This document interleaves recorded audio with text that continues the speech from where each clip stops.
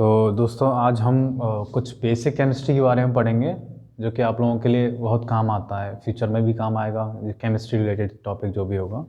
तो कुछ some basic concept of chemistry.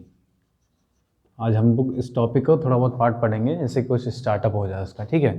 जैसे कि हम सबसे पहले पढ़ना होता है, जैसे कोई भी सिंबल एक्स एलिमेंट है कोई भी, तो जो ऊपर लिखा होगा वो लिखा होगा ए, नीचे लिखा होगा जेड। मतलब सिंबल का रिप्रेजेंटेशन देने के लिए हम लोग ऐसे लिखते हैं इसको। ए होता है मास नंबर और जेड होता है एटॉमिक नंबर। ए मास नंबर होता है जो कि नंबर ऑफ प्रोटॉन और न्यूट्रॉन के सम के इक्वल होता है, प्रोटॉन और न्यूट्रॉन के सम के इक्वल होता है। और एटॉमिक नंबर होता है नंबर ऑफ इलेक्ट्रॉन और प्रोटॉन के इक्वल, होता है, ठीक है। तो यहाँ पे हमारा ए के लिए क्या हो गया, मास नंबर के लिए प्रोटॉन और न्यूट्रॉन का सम के इक्वल होता है एटॉमिक मास नंबर, ठीक है। और एटॉमिक नंबर जेड की बात करें तो इलेक्ट्रॉन और प्रोटॉन के इक्वल होता है। अगर हमें जैसे कि इलेक्ट्रॉन और प्रोटॉन निकालना है तो हम लोग डायरेक्टली एटॉमिक नंबर से निकाल सकते हैं। अगर इनकेस हमें न्यूट्रॉन निकालना है तो ए इज इक्वल्स टू क्या हो गया, पी प्लस एन। तो हम लोग यहाँ पे पी प्रोटॉन की जगह पे जेड लिख सकते हैं, तो ये हो जाएगा A is equal to Z plus N. और नंबर ऑफ न्यूट्रॉन क्या हो जाएगा, ए माइनस जेड। तो हम लोग नंबर ऑफ न्यूट्रॉन निकाल सकते हैं यहाँ पे इससे।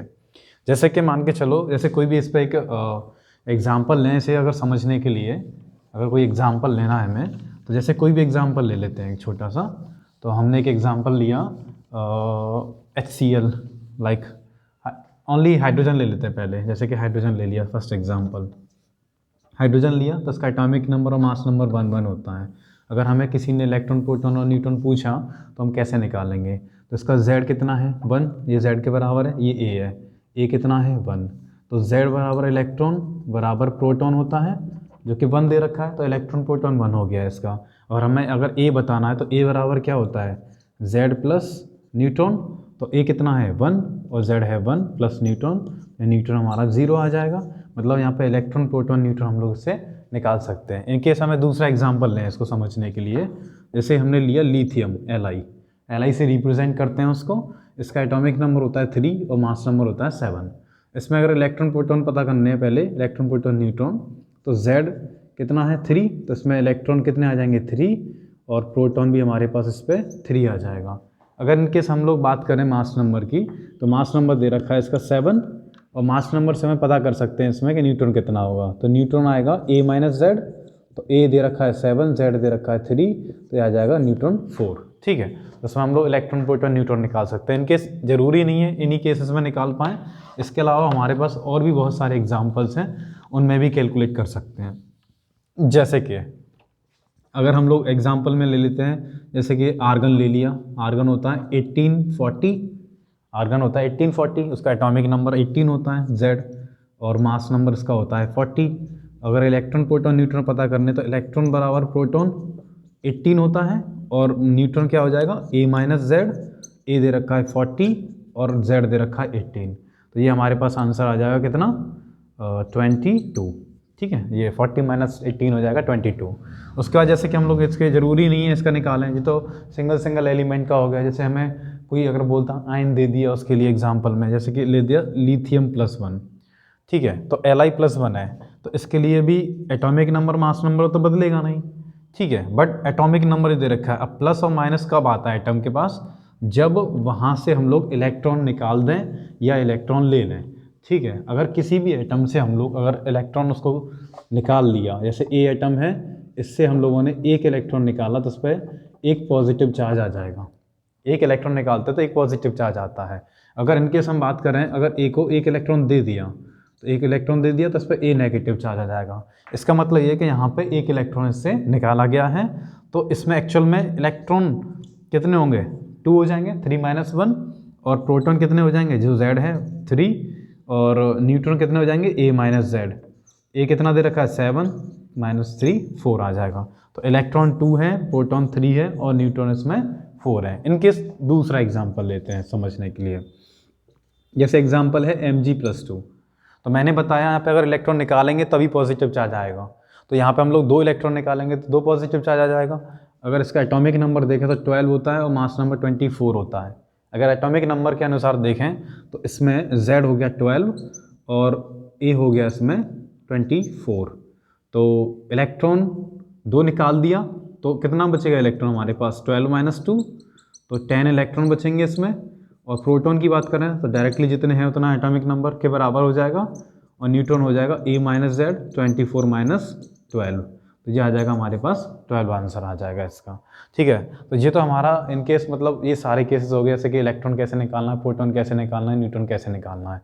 अब जैसे कि हमें कुछ एलिमेंट याद रखने पड़ेंगे 1 से लेके 20 तक, 1 से लेके 20 तक हमें atomic number, mass number, symbols element के नाम है, ये सब हमें याद रखने पड़ेंगे। इससे हम आगे कर सकते हैं कुछ चीज़ें बहुत सारी, जैसे मोल कंसेप्ट हमें पढ़ना है आज, तो मोल कंसेप्ट की हम स्टार्टिंग कर देंगे। ठीक है, तो जैसे कि हमें कुछ लिखने हैं पहले, एटॉमिक नंबर, मास नंबर, तो कुछ बता देता हूँ मैं, इसका शॉर्ट ट्रिक है मेरे पास, थोड़ा फास्टली याद हो जाएगा आप लोगों को। जैसे एटॉमिक नंबर 1 है, ठीक है, एटॉमिक नंबर 1 है फर्स्ट वाला, एटॉमिक नंबर 1 जिसका मास नंबर कितना होता है 1 होता है, सॉरी, ठीक है, हाइड्रोजन का। सिंबल्स लिखूंगा मैं, नाम नहीं लिखूंगा, इससे हमारा थोड़ा सा फास्ट हो जाएगा। ऊपर लिख दिया मैंने Z, यहाँ लिख दिया है A, एटॉमिक नंबर और मास नंबर।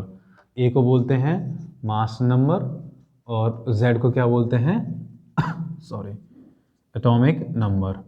तो H हाइड्रोजन के लिए होता है 1 ठीक है, atomic number, mass number.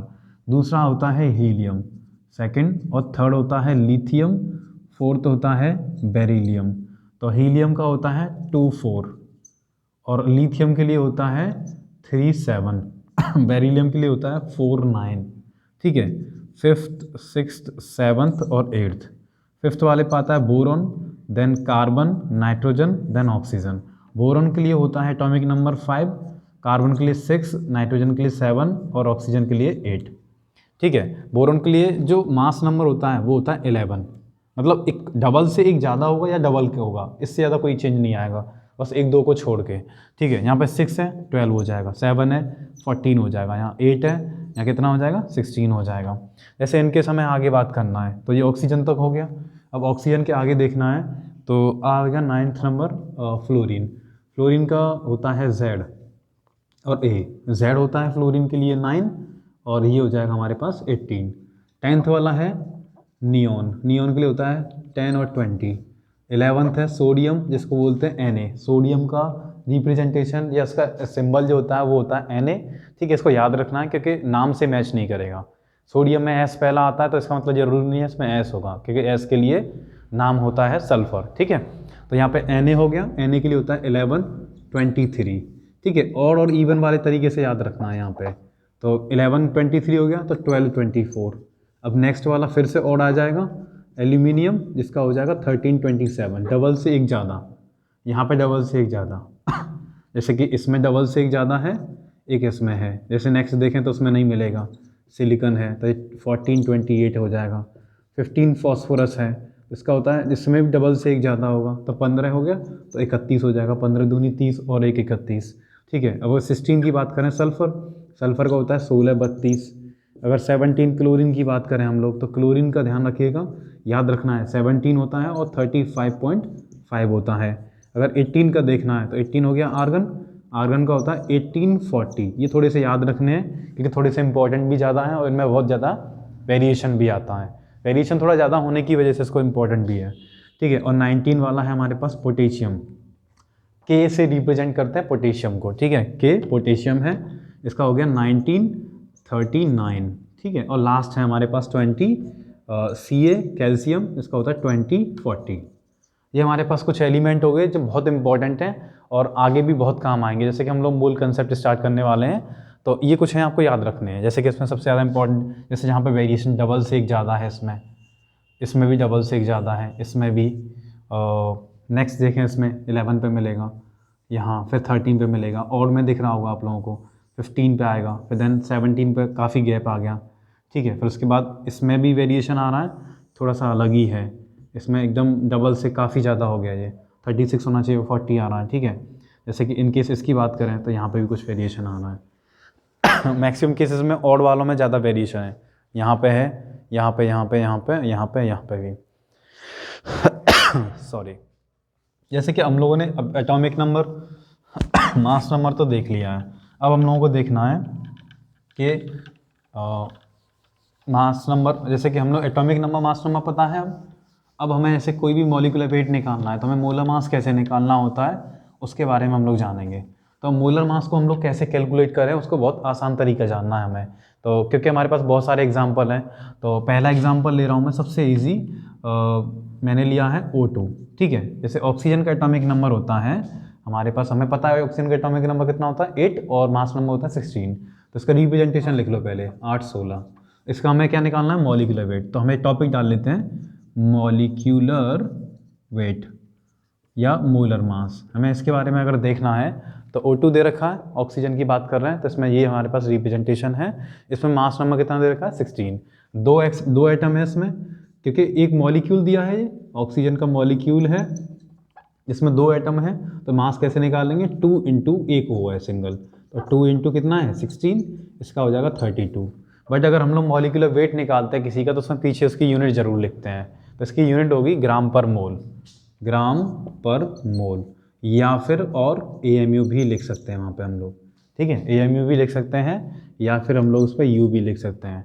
AMU मतलब होता है एटॉमिक मास यूनिट और U मतलब होता है यूनिफाइड मास। ठीक है, जैसे कि एग्जांपल हम लोगों ने O2 लिया, इसके बाद हम लोग अगर N2 ले लें तो N2 में क्लियर है 2 इंटू नाइट्रोजन का कितना होता है 14 होता है एक नाइट्रोजन का, तो कितना हो जाएगा 28 AMU।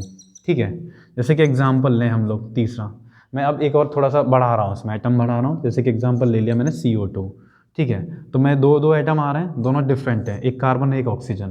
तो मैं क्या करूँगा, इसका पहले लिखूँगा रिप्रेजेंटेशन, इसका कितना होता है 8 16। ठीक है, 8 16, इसका 6 12 होता है। अब मैं इससे करूँगा इसको, तो कैसे, कार्बन एक है तो 1 इंटू C और ऑक्सीजन 2 है तो 2 इंटू O। तो 1 कार्बन है तो 1 इंटू एक कार्बन का कितना होता है 12, एक ऑक्सीजन कितना होता है 16, तो प्लस 2 इंटू हो गया 16, तो ये हो जाएगा 12 plus 32 is equals to 44 AMU। ठीक है, एटॉमिक मास यूनिट। ये किसी भी मास ने मॉलिक्यूलर वेट निकालते हैं, मोलर मास निकालते हैं तो उसकी यूनिट की तरह अपन लोग उसको यूज करते हैं। जैसे कि एग्जांपल के तौर पे, अब जैसे कि मैं थोड़ा सा चेंज कर रहा हूँ, कुछ हाइड्रोकार्बन्स में एग्जांपल ले रहा हूँ, जैसे कि CH4। CH4 को हम लोग बोलते हैं मीथेन, और CO2 को बोलते हैं हम लोग इसको carbon dioxide, CO2 carbon dioxide है। ठीक है, CH4 हो गया मीथेन। तो मीथेन के बारे में अगर देखेंगे तो हमारे पास एक कार्बन है, ठीक है, तो 1 into C plus 4 into H। एक कार्बन का कितना होता है हमें पता है 12 होता है, तो 1 इंटू 12 प्लस, और हाइड्रोजन का एक का कितना होता है 1 होता है, तो ये हो गया हमारे पास 12 plus 4 is equals to 16 AMU। मतलब हमें इतना पता है कि अगर हमें किसी का भी मॉलिक्यूलर वेट निकालना है तो हमें 1 से लेके 20 तक जितने भी एलिमेंट्स दे रखे हैं उन सब के हमें मास नंबर याद रखने पड़ेंगे। हमारे पास दूसरा कोई भी ऑप्शन नहीं है इसके अलावा। हम चाहें तो इसका और भी कॉम्प्लेक्स कर सकते हैं इसको, जैसे कि दूसरा नेक्स्ट एग्जांपल लेते हैं, हमने ले लिया से C4H10, 4 कार्बन का है तो इसको बोलते हैं हम लोग ब्यूटेन, 4 के लिए, क्योंकि ये वर्ड यूज होता है ऑर्गेनिक केमिस्ट्री में हम लोग इसको पढ़ते हैं। ब्यूटेन हो गया, 4 कार्बन का कंपाउंड है, हाइड्रोकार्बन। ठीक है, तो 4 कार्बन है तो 4 into C plus 10 into H, तो 4 एक कार्बन का होता है बेटा 12 और एक हाइड्रोजन का होता है 1, तो ये हो गया 12 4 कितना होता है 48 और वो 10 58 AMU। ये आ गया हमारा आंसर। आप लोग भी निकाल सकते हो वीडियो को पॉज करके बीच में। ठीक है, तो जैसे कि हमने ये 2 निकाल लिए, इसके बाद और भी कुछ निकालते हैं। जैसे कि एग्जांपल लेते हैं हम लोग, एक ले लेते हैं यूरिया।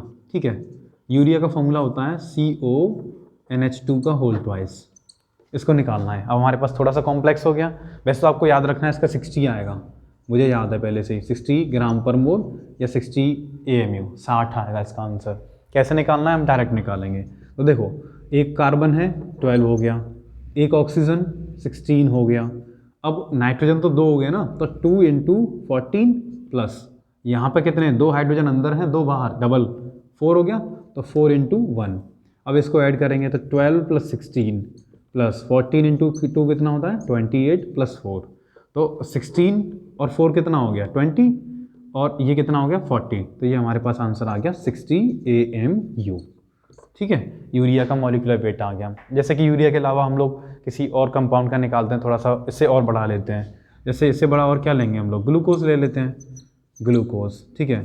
तो ग्लूकोज का होता है C6H12O6। अब आप इसका निकाल के देखिए एक बार, इसका आंसर आएगा 180 के आसपास, एग्जैक्ट आएगा, ठीक है। तो एक कार्बन 6 कार्बन है, 6 into carbon plus 12 into H plus 6 into O, तो 6 into 12 plus 12 into 1 plus 6 into 16, क्योंकि एक कार्बन का होता है 12 और एक हाइड्रोजन का 1 होता है और एक ऑक्सीजन का 16 होता है। तो हमारा ये एक्चुअल में हम लोग इसको टोटल सम करेंगे तो ये कितना हो गया, 6 इंटू 12 कितना हो गया, 72 प्लस 12, ये 12 हो गया, प्लस कितना हो गया वो 96, तो ये आंसर आ जाएगा 180 AMU।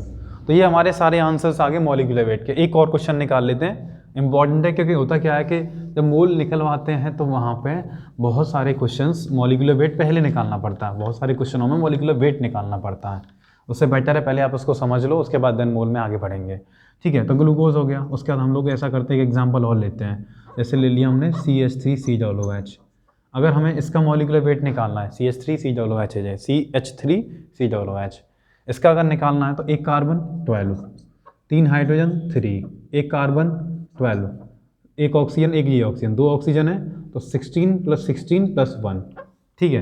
अगर हम इसको सम करेंगे तो कितना आ जाएगा, 12 प्लस 3 15, या 12 कितना हो गया 24 और 10 और नहीं 24, इन दोनों को सम कर दो, इन दोनों को कितना हो गया 32 और ये 4 हो जाएगा, तो कितना आ जाएगा 30 और 20 50 60, 60 के आसपास आ गया, एग्जैक्ट 60 आएगा इसका भी, ठीक है। तो ये कुछ याद रखने, एक और है लास्ट में जिसको बता रहा हूँ, सुक्रोज जिसे हम लोग बोलते हैं, जैसे ठीक है शुगर बोलते हैं सुक्रोज, तो सुक्रोज का भी मॉलिक्यूलर वेट निकालना है, ये भी बहुत इंपॉर्टेंट है। इसका फॉर्मूला होता है C12H22O11, बहुत आसान है इसका, ठीक है। तो 12 into C plus 22 into H plus 11 into O। अब हमें इसको सॉल्व करना है तो इसका आंसर निकालते हैं, ठीक है। 12 into 12 plus 22 into 1 plus 11 into 16, इसका कितना आ जाएगा 144 प्लस 22 प्लस 176, इसको अगर सम करते हैं तो कितना आ जाएगा 6 2 8, 8 और 4 12, 2 1 7 1 8, 8 और 2 10, 10 14 4 1 1 2 3, 342 AMU आ गया, ठीक है। तो ये हमारा मॉलिक्यूलर वेट हो गया। अगर हमें जैसे, क्योंकि मॉलिक्यूलर वेट का बहुत ज़्यादा रोल है मोल कंसेप्ट में, ठीक है, तो मॉलिक्यूलर वेट निकालना सीख गए। जैसे कुछ क्वेश्चंस मैं दे देता हूँ, आप लोग उसको अपने प्रैक्टिस पे कर सकते हैं आप लोग, ठीक है। तो कुछ क्वेश्चन दे रहा हूँ मैं, आप लोग उसको लिख लो। कुछ हाइड्रोकार्बन के क्वेश्चन लिख लेते हैं, कुछ नॉर्मल जो क्वेश्चन आते हैं जैसे कि, ठीक है, क्वेश्चन बेस्ड क्वेश्चंस करने। जैसे पहला क्वेश्चन H2SO4, दूसरा H2O, तीसरा H2SO3, फोर्थ है HNO3 नाइट्रिक एसिड, फिफ्थ है HClO4, सिक्स्थ है इसको रहने दो, आप लोगों को Mn का नहीं बताया मैंने, HClO3, सेवन्थ आप लोग ले सकते हो बोरिक एसिड H3BO3, और एट्थ आप लोग ले लो H2SO4 हो गया, H2SO3 हो गया, HNO2 ले लो, ठीक है। इसके अलावा कुछ और भी हैं जिनका आप लोग मॉलिक्यूलर वेट निकाल सकते हो, जैसे कि लाइक NO2 है, 10th हो जाएगा N2O हो जाएगा, 11th हो जाएगा Cl2O हो जाएगा, 12th हो जाएगा SO2 हो जाएगा, 13 SO3 हो जाएगा, 14 H2S2O7 ओलियम जैसे बोलते हैं हम लोग, और 15 हो जाएगा H2S2O8। ये कुछ क्वेश्चंस हैं प्रैक्टिस के लिए, आप लोग इनको प्रैक्टिस कर सकते हो। उसके बाद हम लोग उसको बाकी हम लोग नेक्स्ट लेक्चर में पढ़ेंगे, ठीक है। Thank you so much.